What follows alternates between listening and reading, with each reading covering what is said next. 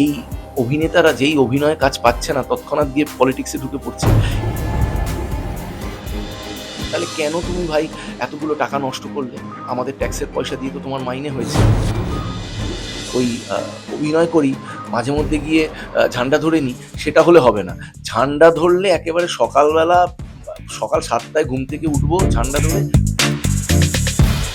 অনেকটা সেই আমাদের অভিনয়ের ইন্ডাস্ট্রির মতো। মানে যার কিচ্ছু হচ্ছে না, দাদা আমার ছেলেটার কিচ্ছু হচ্ছে না, পড়াশুনো করে না, দেখুন না আপনাদের লাইনে দিয়ে দিতে পারেন কিনা।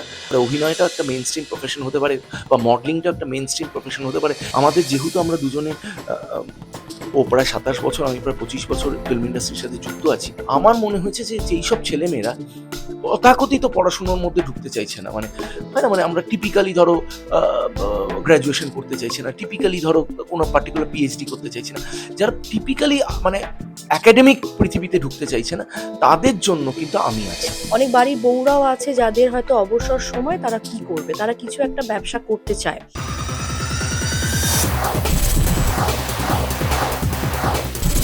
এই মুহূর্তে আমার সঙ্গে রয়েছে সম্রাটদা ও ময়নাদি, যারা আমার খুব প্রিয়। তারা একটা নতুন কিছু শুরু করছে, তার জন্যই আজকে আমরা আবার চলে এসেছি তোমার বাড়িতে। তোমার বাড়িতে না, অফিসে। তোমার বাড়িতে গিয়েছিলাম এর আগে, গণেশ পুজোয় দেখা হয়েছিল, আবার দেখা হলো। আগে বলো, কেমন রয়েছো তোমরা? আমরা খুব ভালো আছি, খুব এক্সাইটেড, কারণ একটা নতুন প্রজেক্ট নিয়ে আমরা নামছি। এবং এটা this is the call of the day. Call of the day বলতে মানে এই মুহূর্তে এই ধরনের প্রজেক্টের ভীষণভাবে প্রয়োজন ছিল আর কি। আমি যেটা সবসময় বলি যে বাজারের চাহিদা কী সেটা দেখে সবসময় যে কোনো জিনিসই লঞ্চিং হয়। তো আমার মনে হয়েছে যে এই এআই এর যুগ, যেটা মানে অলরেডি এআই এর সুনামি কিন্তু অলরেডি ঢুকে পড়েছে আমাদের জীবনে। সেই যুগে যখন ব্যবসাপত্তর, চাকরি-বাকরি সবকিছুই একটা মানে বিপর্যস্ত অবস্থায় আছে, সেখানে দাঁড়িয়ে আমার মনে হয়েছে যে এই পার্টিকুলার কাজটা মানে হাতের কাজ, মানে স্কিল ওরিয়েন্টেড কাজ, এই কাজগুলোর বাজার কামিং ৫ বছরে একটা বিশাল জায়গায় যেতে চলেছে। এবং যেসব ছেলেমেয়েরা তথাকথিত পেশায় ঢুকতে চাইছে না, যারা ক্রিয়েটিভ মানুষ, যাদের হাত খুব ভালো, ধরুন মেকআপ করা মানে কি? আমরা মেকআপকে কেন আজকাল আর মেকআপ ম্যান বা মেকআপ ওম্যান বলি না, আমরা বলি মেকআপ আর্টিস্ট। তার মানে কি তারা আর্টিস্ট কিন্তু। আজকে হেয়ার স্টাইলিস্ট কেন বলি? আজকাল আর হেয়ার কাটার বলি না কিন্তু। আমরা মানে নাপিতের কাছে যাচ্ছি বলি না, আমরা কিন্তু হেয়ার কাটার বলছি না, স্টাইলিস্ট বলছি। তো এই যে হেয়ার ড্রেসিং করা বা চুল কাটা বা মেকআপ করানো, এইগুলো সবই কিন্তু পার্ট অফ আর্ট আর কি। তো এই আর্টটা যেসব ছেলেমেয়েরা রপ্ত করতে পেরেছে বা পারার চেষ্টা করছে, বা যাদের মধ্যে আর্টিস্টিক এই কোয়ালিটিটা আছে, তারা সবাই কিন্তু এই পেশাটার জন্য চেষ্টা করতে পারে। এবং যেটা আমি বললাম যে এইটা this is one of the subjects যেটা অবসোলেট হবে না। কামিং ৫ বছরে এইটার একটা বিশাল সুনামির মতো বাজার আসবে। মানে মানে এত চাহিদা হবে, এত মেকআপ আর্টিস্টদের চাহিদা হবে, এত হেয়ার ড্রেসারদের চাহিদা হবে। এবং আমাদের যা লাইফস্টাইল তৈরি হচ্ছে তাতে কিন্তু স্কিন মেইনটেইন করাটা একটা মানুষের জন্য চ্যালেঞ্জ হয়ে দাঁড়িয়েছে। তো এই যে পার্লারের ব্যবসা বা এই যে স্কিন মেইনটেন্যান্সের যে লোকের যে মানে ইন্টারেস্ট বা যে ধুমকি বলতে পারো, এক্সাইটমেন্ট, এইটা কিন্তু সাংঘাতিক পর্যায়ে যাবে আরও ৫ বছরের মধ্যে। এখন তো আছেই, আরও এগোবে। কারণ আমরা যেরকমভাবে যে খাওয়া-দাওয়া করছি, যে লাইফস্টাইল মেইনটেইন করছি, আগে যেটা ছিল মানুষের নরমালি ন্যাচারালি স্কিন খুব ভালো থাকতো। এখন আর সেটা নেই। তাই প্রত্যেকটা মানুষকে যুদ্ধ করতে হচ্ছে স্কিন ঠিক রাখার জন্য। তো এই যে পার্লারের ব্যবসা বা এই যে যে অ্যাপগুলোর মাধ্যমে আজকাল আমাদের অ্যাপ আছে না, যে অ্যাপগুলোর মাধ্যম দিয়ে একটা ক্লিক মারলেই দেখা যাচ্ছে বাড়িতে এসে ফেসিয়াল করিয়ে দিয়ে চলে যাচ্ছে, বাড়িতে এসে হেয়ার কাট করিয়ে দিয়ে চলে যাচ্ছে। তো এই যে অ্যাপ বা নিজস্ব একটা পার্লার বা মানে একেবারে স্বতন্ত্রভাবে নিজেরা কাজ করা, এই ধরনের কাজ প্রচুর হবে। এবং তাছাড়া তো ফিল্ম ইন্ডাস্ট্রি, ফ্যাশন ইন্ডাস্ট্রি আছেই, যেখানে এই ধরনের কাজ পাওয়া যেতে পারে। তো আমরা এই যে বিশাল ইন্ডাস্ট্রি, যেটাকে আমি ভার্জিন ইন্ডাস্ট্রি বলছি, এখনো ঠিকমতো টাচই করা হয়নি। মানে অতীব একটা মানে সামান্য সংখ্যক লোক আর কি, কিন্তু আমাদের পশ্চিমবাংলায় ১০ কোটি মানুষ আছে। মানে মেরে কেটে হলে ১,৫০০ হবে লোক যারা এই পেশার সাথে যুক্ত। এদিকে কিন্তু আমরা দেখতে পাচ্ছি সরকারি চাকরি বা ডাক্তার বা ইঞ্জিনিয়ারের জন্য মানে লাইনের পর লাইন। তার মানে কি এই পার্টিকুলার ইন্ডাস্ট্রিটাকে কিন্তু কেউ সিরিয়াসলি নেয়নি। কিন্তু এই ইন্ডাস্ট্রিতে কিন্তু একজন ডাক্তার বা ইঞ্জিনিয়ার যা রোজগার করতে পারে, সেম রোজগার করা যেতে পারে একজন মেকআপ আর্টিস্ট আজকের ডেটে কিন্তু বিয়ের সিজনে পার ডে ৫০,০০০ টাকা রোজগার করতে পারে। তো মানে এমন একটা বড় ইন্ডাস্ট্রিকে কেউ কিন্তু সিরিয়াসলি নেয়নি এতদিন। এবং যেই সব মানে ধরো একাডেমিস যারা এই মেকআপ শেখায় বা যারা বিউটিশিয়ান কোর্স করায়, এই একাডেমিসগুলো না, এরা কেউ সিরিয়াসলি একাডেমি করেনি। কারণ হচ্ছে এদের সবারই একটা করে পার্লার আছে, যেই পার্লারের একটা এক্সটেনশন তৈরি করেছে ইনস্টিটিউটগুলোকে। মানে তুমি ধরো ভর্তি হলে আলটিমেটলি তুমি কিন্তু কোনো কোর্স করছো না, তুমি ওদের পার্লারে কোনো এক হেয়ার কাটার, কোনো এক ফেসিয়ালের যিনি আছেন যে এক্সপার্ট, বা কোনো এক পেডিকিওর ম্যানিকিওর যে করছে সেই এক্সপার্ট, তার সাথে দাঁড়িয়ে দাঁড়িয়ে শিখছো। তুমি অ্যাজ অ্যান অ্যাসিস্ট্যান্ট শিখছো, তুমি অ্যাজ এ স্টুডেন্ট শিখছো না। আমাদের স্কুল ৩২ বছর ধরে যেহেতু ট্রেনিংয়ের জন্যই বিখ্যাত, আমরা কিন্তু ট্রেনিং দিচ্ছি এখানে, প্রপার ট্রেনিং, মানে ক্লাস, মানে প্রপার থিওরি হবে, প্রপার প্র্যাকটিক্যালস হবে, প্রপার ভাইভা হবে, প্রপার তোমাকে ইন্টার্নশিপ দেওয়া হবে। একেবারে একটা ইনস্টিটিউটের যা পরিবেশ থাকে এক্স্যাক্টলি সেই পরিবেশে তোমাকে তৈরি করা হচ্ছে, যাতে কাল বাদে পরশু গিয়ে তুমি পুরো কনফিডেন্ট থাকো যে এই কাজটা যদি আমাকে বাজারে গিয়ে করতে হয় আমি পারবো করতে। এবং প্রচুর বাড়ির বউরা আছে, প্রচুর মেয়েরা আছে, প্রচুর ছেলেরা আছে যারা কিছু করতে চায় কিন্তু চাকরি নেই, বাজারে কাজ নেই, সেই অভাবে কিন্তু কি করবে বুঝে উঠতে পারছে না। এইটা যে একটা বিশাল বড় স্বতন্ত্র ব্যবসা হতে পারে সেটা কিন্তু অনেকেরই কিন্তু গোচরে নেই, অনেকেই খেয়াল করছেন না। তো সেই জায়গা থেকে আমরা এসবিএমে এইটাই চোখে আঙ্গুল দিয়ে দেখাতে চাইছি যে এটা ওয়েলনেস ইন্ডাস্ট্রি, একটা হিউজ ইন্ডাস্ট্রি, গ্রুমিং ইন্ডাস্ট্রি একটা হিউজ ইন্ডাস্ট্রি, যেই ইন্ডাস্ট্রিটাকে কেউ কোনোদিনও সিরিয়াসলি নেয়নি। অনেকটা সেই আমাদের অভিনয়ের ইন্ডাস্ট্রির মতো, মানে যার কিচ্ছু হচ্ছে না, দাদা আমার ছেলেটার কিচ্ছু হচ্ছে না, পড়াশুনো করে না, দেখুন না আপনাদের লাইনে দিয়ে দিতে পারেন কিনা। মানে অভিনয়টা মানে ওই ভদ্রলোকের কাছে কিন্তু যার পড়াশুনো হয় না, যার জীবনে কিচ্ছু হবে না, সে আর কি অভিনয় করতে আসে। কিন্তু অভিনেতা হওয়ার জন্য যে কত ট্রেনিং, কত বছরের অনুশীলন, বা কত বছর সেই সাবজেক্টের সাথে অ্যাসোসিয়েট থাকাটা দরকার, সেটা কিন্তু লোকের ধারণা নেই। ঠিক সিমিলারলি এই ওয়েলনেস ইন্ডাস্ট্রির সম্পর্কেও লোকের আইডিয়া যে যার কিচ্ছু হচ্ছে না সেই গিয়ে চুল কাটবে, যার কিচ্ছু হচ্ছে না সেই গিয়ে ফেসিয়াল করাবে, এরকম একটা ধারণা। তো সেই ধারণাটাকে আমরা যেমন নাকি অভিনয়ের ক্ষেত্রে চুরমার করে দিয়েছি, আজকে মানুষ কিন্তু সারা পশ্চিম বাংলা থেকে এসএমপিআইতে দৌড়ে আসছে কোর্স করার জন্য, এবং বাবা মারা সাথে নিয়ে আসছে, বাবা মারা এনে ভর্তি করাচ্ছে। এই যে কনসেপ্টটা ১৯৯৪ সালে যখন আমি স্কুলটা খুলেছিলাম, তখন মানুষ বাবা মায়ের দেওয়া পকেট মানি বা বাবার পকেট মেরে কিন্তু কোর্স করতে আসতো। আজকে কিন্তু বাবা মারা হাত ধরে ছেলে মেয়েদের নিয়ে আসছে।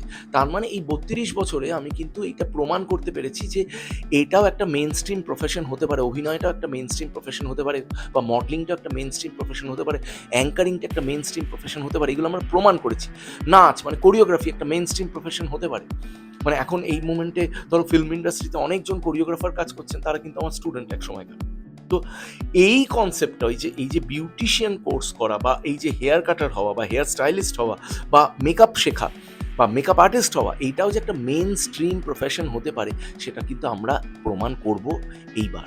এবার আমার বিশ্বাস যে মানুষ এত বছর ধরে আমার উপরে বিশ্বাস রেখেছে এই এই এই ইন্টারনাল গ্রুমিংয়ের ক্ষেত্রে। মানে অভিনয়টা তো অনেকটা ইন্টারনাল গ্রুমিং, এক্সটার্নাল গ্রুমিংয়ের জন্য কিন্তু এবারে মানুষ আমার উপর বিশ্বাস রাখবে। এবং ডেফিনেটলি অলরেডি আমরা পুরুলিয়া থেকে ফোন পাওয়া শুরু করে দিয়েছি, মালদা থেকে ফোন পাওয়া শুরু করে দিয়েছি, পূর্ব এবং পশ্চিম মেদিনীপুর থেকে ফোন পাওয়া শুরু করে দিয়েছি, বিহার থেকে ফোন আসছে, ত্রিপুরা থেকে ফোন আসছে, আসাম থেকে ফোন আসছে। দূর দূর থেকে মানুষ অলরেডি আমাদের কন্ট্যাক্ট করা শুরু করে দিয়েছে। বাই গডস গ্রেস মে মাস থেকে আমাদের কোর্সটা শুরু হবে। সপ্তাহে ৩ দিন করে ক্লাসেস হচ্ছে, মঙ্গল, বৃহস্পতি আর শুক্র। হেয়ার, স্কিন এবং মেকআপ ৩ দিন ৩ রকমের ক্লাসেস হচ্ছে। এবং ৬ মাসের কোর্স, ৬ মাসের মাথায় গিয়ে ওরা একটা সার্টিফিকেট পাচ্ছে।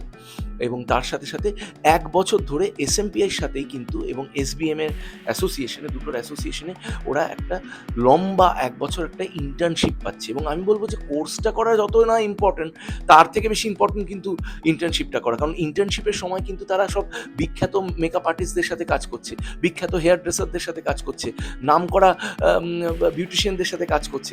তো মানে দ্যাট ইজ মানে মোর ইম্পর্টেন্ট। মানে কোর্সটা করা তো ডেফিনেটলি ইম্পর্টেন্ট, কিন্তু এবারে ওই অনুশীলন যেটাকে বলি, ওই ইন্টার্নশিপটাকে তো আমরা অনুশীলন বলি, মানে প্র্যাকটিস সেশন। ওই প্র্যাকটিস সেশনটা পাচ্ছে সমস্ত মানে টপ লোক, মানে ইন্ডাস্ট্রি যারা টপ লোক তাদের থেকে পাচ্ছে।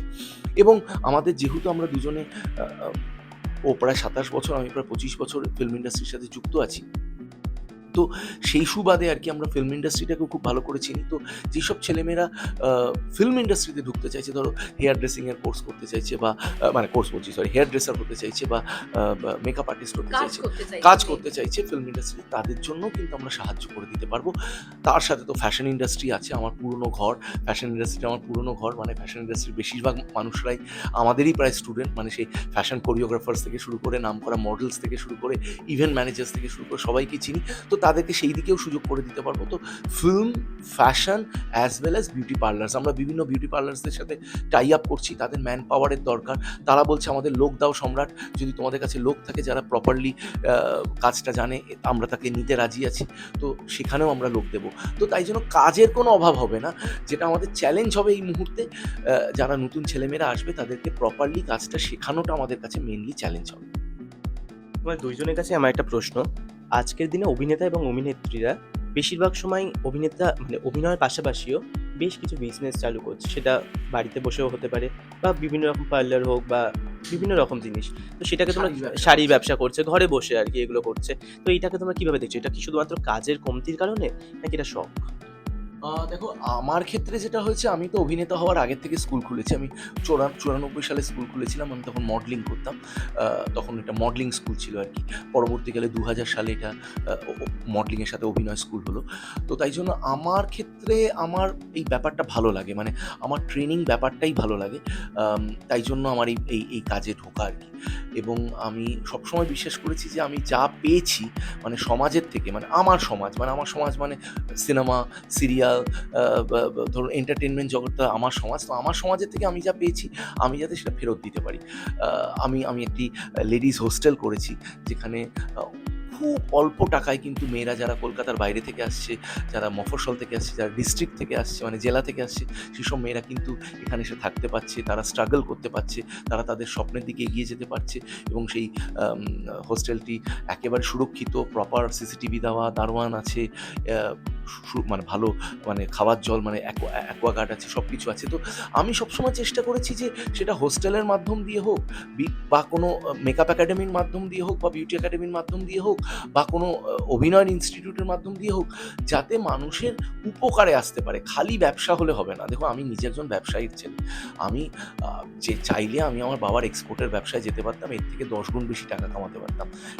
টাকাটা আমার কাছে মেন টার্গেট ছিল না। আমি চিরকাল সোনার চামচ নিয়ে জন্মেছি। আমরা ভালো বাড়ি, ভালো গাড়ি পেয়েই বড় হয়েছি। আমাদের কাছে টার্গেটটা ছিল যে আমি কি করে সমাজে কিছু কন্ট্রিবিউট করতে পারি।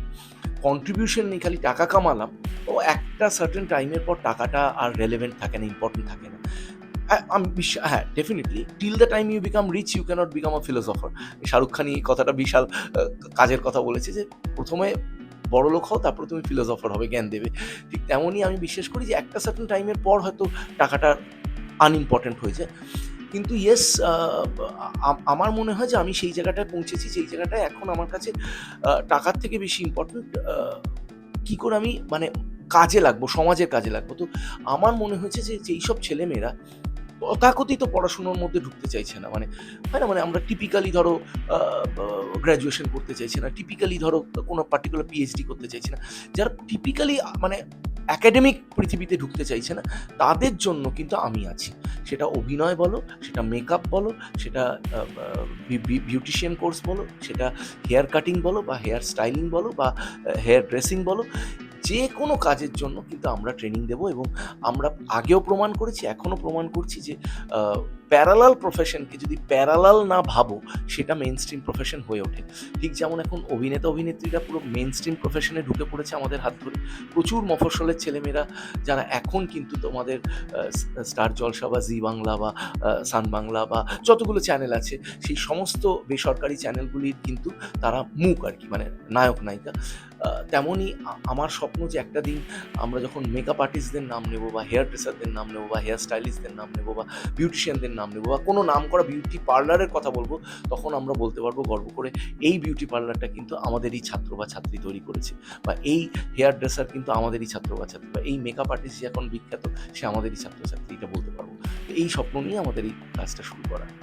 তুমি এই প্রসঙ্গে কি বলবে? আমি দেখো ও এমনি যারা কাজ করতে চাকরি প্রপারভাবে করতে চাইছে না, বা ধরো যাদের পড়াশোনাও একটু কম, তারা যে প্রফেশনে শুধু আসতে পারে সেটা আমি বলছি না। অনেক বাড়ির বউরাও আছে যাদের হয়তো অবসর সময় তারা কি করবে, তারা কিছু একটা ব্যবসা করতে চায়। আমার কাছে এরকম অনেক আমার চেনা জানাই আছে যাদের বাড়িতে হয়তো জায়গা রয়েছে, বাট করবেটা কি সেই আইডিয়াটা তাদের কাছে নেই। এবং বাড়ির যেমন মায়েরা হয় না বা বউরা হয়, তারা ভাবছে যে আমার কাছে স্পেস আছে, আমি একটা পার্লার খুলবো। শুধু পার্লারটা খুলে বসলাম আর কিছু অ্যামেচারিশ লোকদের দিয়ে আমি কাজ করালাম, সেটা করলে তো আমার পার্লার দুদিনে বন্ধ হয়ে যাবে। তো তারাও চাইছে আমি যে কোনো কাজ করলে আমাকে কিন্তু সেই কাজটা আগে জানতে হবে। আমি আজকে একটা ফেশিয়াল কাউকে করাচ্ছি, কাউকে দিয়ে করাচ্ছি, তো আমাকেও নিজেকে কিন্তু সেটা জানতে হবে, তবে না আমি লোককে দিয়ে সেটা করাতে পারবো। তো এইরকম বাড়ির যারা বসে আছেন অবসর সময়, তারাও কিন্তু এই কোর্সটা করে তারাও কিন্তু প্যারালালি একটা নিজেদের ব্যবসা করতে পারে। এবং অনেকে আছে না যারা ধরো চাইছে যে আমি আমি প্রচুর বিয়েবাড়ির আমি কাজ করতে চাই। তো বিয়েবাড়ির কাজটা করতে গেলেও তো তাদের একটা প্রশিক্ষণ নিতে হবে। তো আমি একটা ব্রাইডকে সাজাবো। এখন এরকম হয়ে গেছে যে একজন মেকআপ আর্টিস্ট একটা মানুষই কিন্তু হেয়ারও করছে, একটা মানুষই কিন্তু মেকআপও করছে। তো তাদেরও বিভিন্ন বিষয়ে যে আইডিয়াটা আমি কিভাবে মেকআপটা করবো সেইটা জানাটাও খুব মানে ইম্পর্টেন্ট। তো সেটা জেনে আমি একটা কোর্স করে প্রপারভাবে কাজটা করতে পারি, এবং ইন্ডিভিজুয়াল কাজও আমি করতে পারি। আমি নিজের জায়গা থাকলে আমি সেখানে ব্যবসাও করতে পারি। এবং হ্যাঁ, এখানে মানে অবজার্ভিং, মানে ধরো আমি একটা লোককে দিয়ে কাজ করাচ্ছি, সেই লোকটিকে মানুষের ওপরে এক্সপেরিমেন্ট চলছে অন দ্য গো। মানে একটা মানুষ হয়তো আইব্রো করতে এসছে, তাকে যে মানুষটা আইব্রো করছে সেই আরেকজনকে শেখাচ্ছে, দেখো এইভাবে সুতোটা ধরতে হয়। তো সেই জায়গাটা তো ট্রেনিং সেন্টার নয়, যেই মানুষটার ওপরে তুমি এক্সপেরিমেন্টটা করছো তার তো সমস্যা হতে পারে। তো আমার মনে হয় এইটাও তো একটা ভীষণভাবে পড়াশোনার প্রয়োজন আছে। তো এই পড়াশোনাটা করেই যে কোনো কাজ শুরু করা, যে কোনো ব্যবসা শুরু করাটা মোস্ট ইম্পর্টেন্ট। তো এই কোর্সটার ডিউরেশনটাও খুব বেশি নয়, 6 মাসের কোর্স।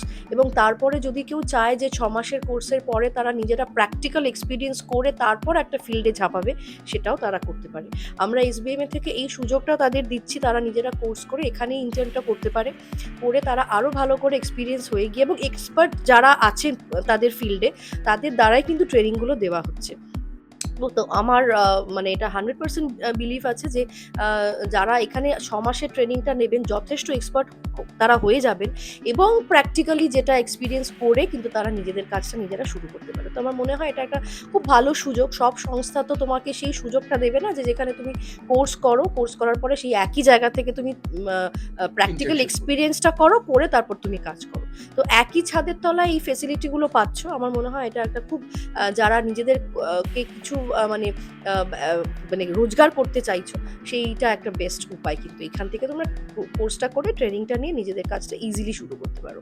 আমি যেটা বলছিলাম মানে অভিনেতা-অভিনেত্রীরা তো বেশিরভাগই এখানে আসছে। মানে বিভিন্ন রকম পাশাপাশি কোনো কাজ করছে। এটা কি শুধুমাত্র কাজের কমতির জন্যে? ডেফিনেটলি দেখো আজকে তো মানে বাংলা ইন্ডাস্ট্রির একটা যে গ্রোথটা সেটা তো অনেকভাবে কমে গেছে। তো তারা চাইছে যে একটা প্যারালালি নিজেরা কিছু করি। তো এখন কি করব সেটা নিয়ে অনেকে ভাবে। তো একটা যা হোক কিছু সংস্থা খুলে বসলাম সেটা তো হয় না, তাদের নলেজটাও থাকতে হবে। তো সেই নলেজটা যে কোনো প্রফেশনেই আমার মতে বলে যে একটা হঠাৎ করে খুলে বসলে সেইটা মানে লাভ নেই কিছু। তোমাকে জেনে সেই প্রফেশনটাতে কাজটা করতে হবে। আজকে সে তুমি বিউটি পার্লারই খোলো, কি তুমি যে কোনো তোমার অন্যান্য ব্যবসায়ী খোলো, সেটার জন্য একটা প্রপার নিজের বেসিক ধারণাটা থাকাটা খুব দরকার। তো ডেফিনেটলি যখন যারা মানে চাইছে অন্য ব্যবসা করতে, এই ব্যবসাটাকে তারা মানে মানে নিজেদের প্রফেশনের সাথে এটাকে রাখতেই পারে, কারণ এটার হাই গ্রোথ আছে। এই প্রফেশনটার পেছনে যদি কেউ সময় দেয় এবং সে যদি চায় যে কোর্স করতে, তাহলে কিন্তু সে ইজিলি এই প্যারালালি একটা কাজ সে ইজিলি করে নিতে প্রশ্নটা বোধহয় ছিল যে মানে ফিল্ম এই ইন্ডাস্ট্রি। যে অভিনেতা অভিনেত্রীরা প্যারালালি ব্যবসা করা শুরু করছে, সেটা কি কাজের অভাবে নাকি ব্যবসার ভালোবাসার থেকে? না দেখো, ব্যবসাকে যদি ভালো না বাসো, কাজের অভাবে ব্যবসা করতে পারো না। ব্যবসাই একটা জাত, যেমন হিন্দু মুসলিম একটা ধর্ম, ঠিক তেমন ব্যবসাটা একটা ধর্ম আর কি। মানে তুমি ধর্মের মতো করতে হবে। মানে এই 24 ঘন্টার মধ্যে 23 ঘন্টা 59 মিনিট তুমি একটা জিনিস নিয়ে ভাবছো, তাকে ব্যবসা বলে। এবার তোমার কি সেই টেনাসিটিটা আছে যে 23 ঘন্টা 59 মিনিট ধরে একটা জিনিস নিয়ে ভাবা?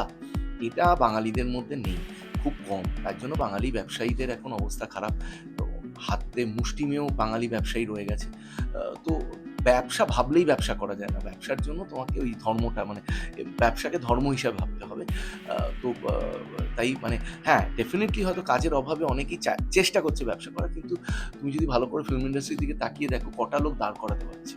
আমাদের এখানে স্বনামধন্য নায়িকারা, যারা নামকরা নায়িকারা, তারা সব শাড়ির ব্যবসা শুরু করেছিল, সব গুটিয়ে ফেলেছে, তারা পলিটিক্সে ঢুকে পড়েছে।